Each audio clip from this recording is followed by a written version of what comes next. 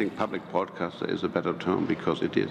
State broadcaster has a connotation that you are sort of pumping out the message of the state, as you do in some non-democratic countries. So let's call it public broadcaster. Does the head of the CRTC says you call it the public broadcaster, but admits that public broadcaster and state broadcaster are synonymous. That, at the hearing into CBC's ongoing problems with the access to information system, it comes as the state broadcaster is also hauled before court. Well, not hauled, they're appealing a ruling that told them to open up their books.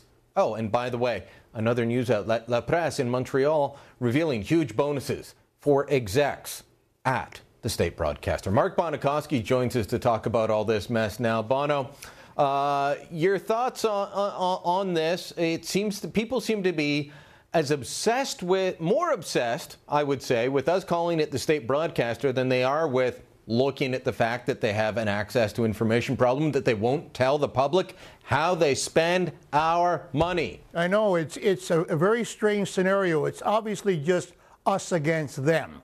It's as if, to the consensus media, it's as if Sun Media and Sun News Network were the only ones who cared about how the CBC spends $1.1 billion of our taxpayers' money. Not my neighbor doesn't care. The guy down the street who lost his job doesn't care. The guy whose company went bankrupt because he can't get public money to bail him out doesn't care. The only people who care about how the CBC spends our money, apparently, are you and I, Sun News Network and Sun Media.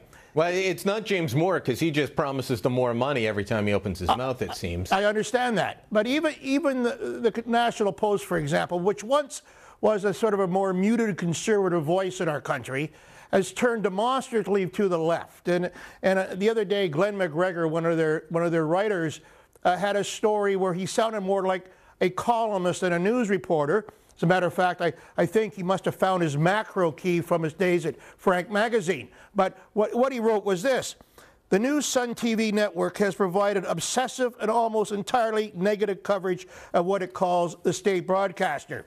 An image evocative of North Korean television or the Soviet-era TASS news service. Feelings of the CBC and its journalists, real or imagined, are dredged up daily on the network. Well, it's just, like I said, to them it's like us against them. And then there's all the ulterior motives that we allegedly have. The CBC wants a bigger piece of Quebec, but Quebecor has a bigger piece than the CBC, et cetera, et cetera. As if the $1.1 billion that we give the CBC every year doesn't matter. Well, I keep hearing they want a level playing field. Fine, level playing field. Stop taking the government money. Le Devoir, another French publication in Quebec, ran a story about CBC finally and their access to information problems. Like I say, they do it. They've only done it because the committee hearings have been called. They've been ignoring this forever. They don't want to talk about it. But then when they do, it's always within the context of us. And so in this story, they actually, without naming me, said that there's a person, me, whose job it is to write negative stories, and it's in my job description, apparently, to write negative stories about CBC all the time. It's not in my job description. I do this just like I write access to information stories about the immigration department. I don't get people in the other media outlets attacking me for this. You don't have to defend yourself on this. I mean, I got a call yesterday from a Ryerson University journalism student who wanted to question me about why are we after the CBC? So I said to her, why are we after? No, we're not after the CBC. It's a company that a public company that spends $1.1 billion of taxpayers' money. We want to know how they spend it and whether they're spending it properly, and we feel we have a right to know that.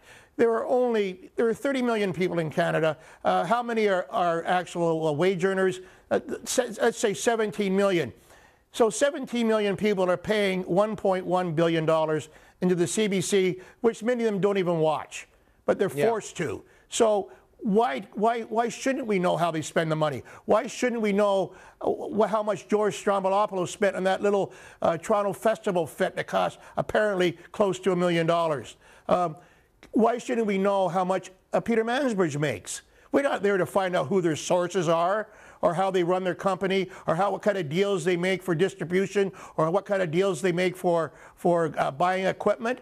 We don't care about that. We care about how the money is spent and whether it's spent properly. Yeah, well, one of the stories that it's on my hit parade of favorites was we asked how many vehicles does CBC have in its entire fleet, and they claimed that there was only one, and it was a Ford 500 sedan for the entire French and English networks across Canada. Now, I just want to say this. Did you get a $17,000 bonus last year, Mark Bonokoski? Because apparently hundreds of people got huge bonuses at CBC, with the average being $17,000. That was in La Presse this morning. I want to bring you back to a story I wrote last year.